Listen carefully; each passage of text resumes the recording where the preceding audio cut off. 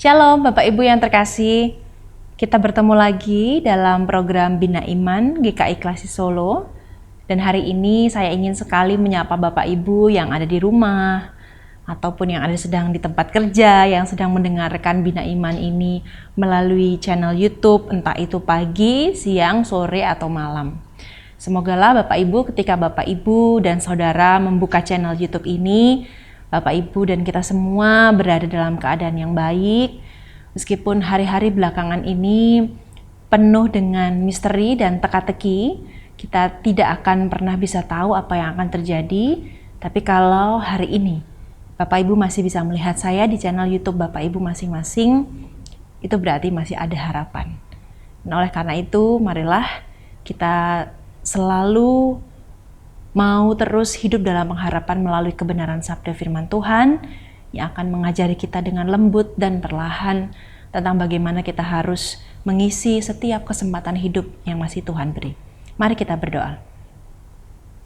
Ya Allah, di dalam ketidakmengertian kami akan hidup hari-hari ini, biarlah kami semakin tunduk pada semua cara Tuhan menuntun dan menolong kami.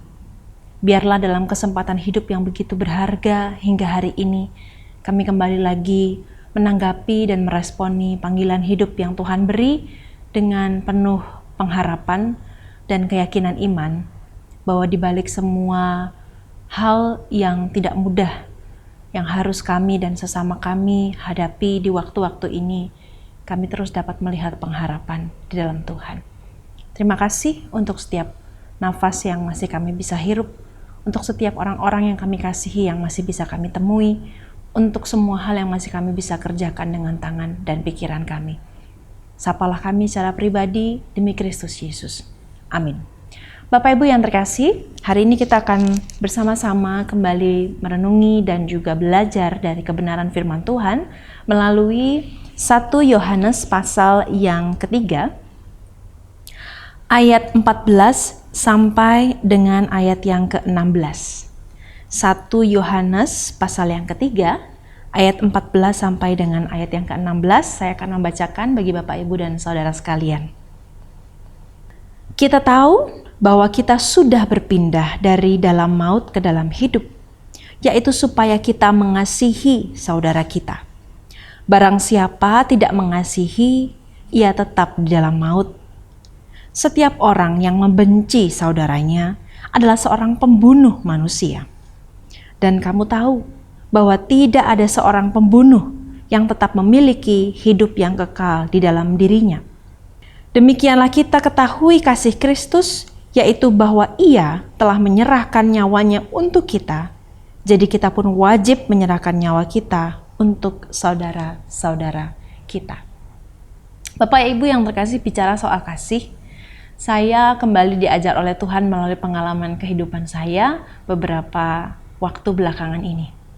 Di dalam kasus atau di dalam pengalaman hidup gitu ya, tentang mencari embak baru, mencari PRT baru begitu. Bapak Ibu tentu sudah tahu bahwa ketika kita pernah punya pengalaman mencari PRT atau ART atau apapun itu begitu ya di rumah, berarti kita sedang gambling nih ya, sedang agak taruhan begitu ya. Apakah orang yang kita masukkan ke dalam rumah itu orang baik atau tidak? Singkat cerita Bapak Ibu, beberapa waktu yang lalu akhirnya saya mendapat mbak begitu ya, mbak baru begitu. Tetapi ternyata dalam pengalaman yang belum seminggu itu, ketika saya sudah berpikir, oh orangnya oke nih, orangnya baik begitu ya. Setidaknya yang saya pegang adalah dia baik pada anak-anak saya begitu. Ternyata di siang bolong entah karena ada masalah apa-apa, dia minta keluar dengan alasan bahwa kandang ayam di rumahnya itu sudah terisi. Saya yang sudah yakin dan sudah mantap begitu ya untuk mempercayakan rumah dan anak-anak saya ketika saya melayani begitu kepada si mbak baru yang baik ini, runtuh semua rencana saya, semua pandangan-pandangan saya dan hal-hal yang sudah saya pikirkan. Nah, mulai dari situ Bapak Ibu, beberapa hari yang lalu saya agak kapok untuk percaya, agak kapok untuk mencari begitu ya. Bahkan mungkin bisa saja jadi trauma ada nggak ya orang-orang baik yang masih Tuhan berikan kepada saya untuk menjadi asisten rumah tangga yang menolong saya untuk mengerjakan banyak hal. Nah, Bapak Ibu yang terkasih, ternyata ketika saya belajar untuk kembali memberi perhatian atau memberi kasih sayang atau memberi kesempatan kedua kepada orang yang nggak pernah saya tahu akan datang kembali melamar menjadi PRT, saya belajar tentang kasih yang meresikokan diri. Ketika kita belajar lagi percaya, ketika kita belajar lagi bangkit dari trauma-trauma kita, ketika kita belajar lagi memberi orang kesempatan yang kedua, kalau di kasus saya ini orangnya berbeda begitu ya, itu berarti kita sedang bicara soal kasih yang meresikokan diri. Kasih tidak pernah tidak beresiko. Kasih memang akan selalu berada di titik gambling, kita taruhan nih. Ketika kita kasih lagi kepercayaan kepada orang yang berbeda begitu ya, meskipun di kasus yang sama, berani nggak ya kita? Nah, Bapak Ibu, itulah yang sebenarnya dikatakan oleh firman Tuhan dalam 1 Yohanes 3 ayat 14-16 tadi yang kita baca bersama-sama. Kasih yang meresikokan diri adalah kasih yang berani untuk bahkan mengorbankan seluruh luka-luka, seluruh hal yang ia rasakan untuk kembali lagi belajar mengasihi seperti Kristus. Kristus meresikokan dirinya dengan luar biasa untuk mengasihi kita yang tidak bisa selalu dipegang omongannya, tidak bisa selalu dipercaya, dan tidak bisa selalu dapat melakukan apa yang ia inginkan, tapi toh dengan demikian ia tetap meresikokan dirinya. Dan 1 Yohanes 3 ayat 14-16 mengatakan dengan sangat jelas, siapa yang tidak mengasihi yang saya artikan di bacaan adalah meresikokan diri, begitu ya. Kalau Anda mengasihi seseorang, Anda akan meresikokan diri, Anda akan berkorban, itu tindakan otomatis. Cinta selalu membutuhkan pengorbanan, selalu membutuhkan bukti dan bukan hanya teori, bahkan khotbah-khotbah yang indah. Kasih diterjemahkan di dalam kehidupan kita sehari-hari. Dan kita semua tahu bahwa kasih itu selalu meresikokan diri. Dalam kasih ada luka. Almarhumah Bunda Teresa mengatakan, cintailah sampai engkau terluka. Karena itulah yang dilakukan oleh Allah.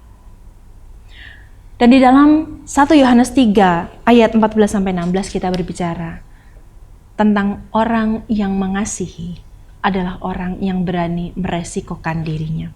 Tentang orang yang mengasihi adalah orang yang sebenarnya hidup. Orang yang hidup secara harafiah, tetapi tidak mengasihi, tidak berani meresikokan diri, tidak berani keluar dari zona nyamannya, tidak berani melakukan tindakan heroik karena cinta kasih yang begitu besar, lebih besar daripada kemarahan dan ketidakpercayaannya, maka dia tidak hidup sejatinya. Hidup adalah tentang berani mengasihi. Hidup adalah berani tentang meresikokan diri.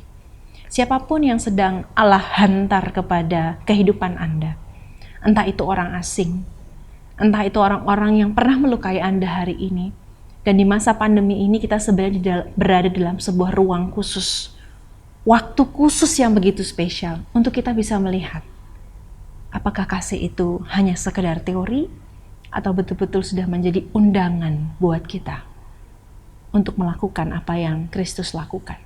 Mungkin tidak sebesar apa yang Kristus lakukan, tetapi ingat, ketika kita berani meresikokan diri, sekecil apapun itu untuk kembali mengasihi, itu berarti kita melakukan tindakan kasih yang sejati.